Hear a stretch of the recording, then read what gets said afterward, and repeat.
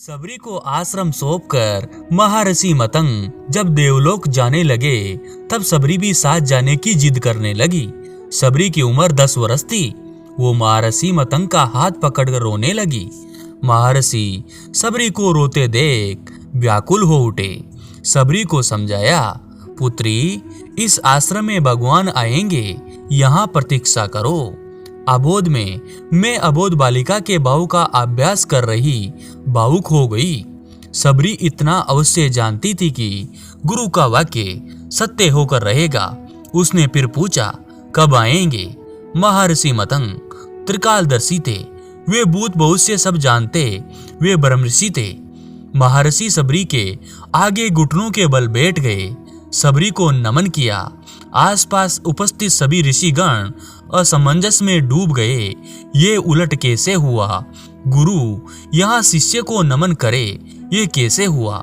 महर्षि के तेज के आगे कोई बोल न सका। महर्षि मतंग बोले, पुत्री, अभी उनका जन्म नहीं हुआ। अभी दशरथ जी का लगन भी नहीं हुआ। उनका कौशल्या से विवाह होगा, फिर भगवान की लंबी प्रतीक्षा होगी। फिर दशरथ जी का विवाह सुमित्रा से होगा, फिर प्रतीक्षा, फिर उनका विवाह कैकेयी से होगा, फिर प्रतीक्षा, फिर वो जन्म लेंगे, फिर उनका विवाह माता जानकी से होगा, फिर उन्हें 14 वर्ष वनवास होगा और फिर वनवास के आखिरी वर्ष माता जानकी का हरण होगा। तब उनकी खोज में वे यहाँ आएंगे। तुम उन्हें कहना, आप सुग्रीव से मित्रता कीजिए, उसे हातताई बाली के संताप से मुक्त कीजिए। आपका अभिष्ट सिद्ध होगा और आप रावण पर अवश्य विजय प्राप्त करेंगे। सबरी एक क्षण किरकिट विभ्मूढ़ हो गई। अबोध सबरी इतनी लंबी प्रतीक्षा के समय को माप भी नहीं पाई। यह फिर अधीर होकर पूछने लगी, इतनी लंबी प्रतीक्षा कैसे पूरी होगी गुरुदेव? महर्षि मतंग बोले, वे ईश्वर हैं, अवश्य ही आएंगे, यह भावी निश्चित है। लेकिन यदि उनकी इच्छा हुई तो काल दर्शन के इस विज्ञान को परे रखकर वे कभी भी आ सकते हैं। लेकिन आएंगे अवश्य। जन्म मरण से परे उन्हें जब जरूरत हुई तो प्रहलाद के लिए खंबे से भी निकल आए थे। इसलिए प्रतीक्षा करना, वे कभी आ सकते हैं। तीनों काल तुम्हारे गुरु के रूप में मुझे याद रखेंगे। शायद यही मेरे तप का फल है। सबरी गुरु के आदेश का मान वही आश्रम में रुक गई।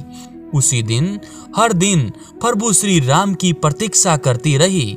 वह जानती थी समय का चक्र उसकी उंगली पर नाचता है। वे कभी भी आ सकते हैं। हर रोज रास्ते में फूल बिछाती, हर क्षण प्रतीक्षा करती, कभी भी आ सकते हैं। हर तरफ फूल बिछाकर हर क्षण प्रतीक्षा। सबरी बूढ़ी हो गई, लेकिन प्रतीक्षा उसी अबोध चित्त से करती रही। और एक दिन उसके बिछाए फूलों पर प्रभु श्री राम के चरण पड़े।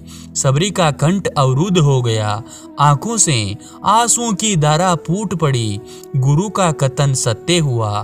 भगवान उसके घर आ गए। सबरी की प्रतीक्षा का काल खत्म हो चुका था। सबरी की प्रतीक्षा का फल ये रहा कि जिन राम को कभी तीनों माताओं ने जूठा नहीं खिलाया, उन्हीं राम ने सबरी का जूठा खाया। जय माता सबरी की, जय श्री सीताराम की। दोस्तों, आपको ये सुंदर कहानी कैसी लगी? अगर अच्छी लगी तो हमारे YouTube चैनल को सब्सक्राइब कीजिए और ज़्यादा से ज़्यादा शेयर कीजिए।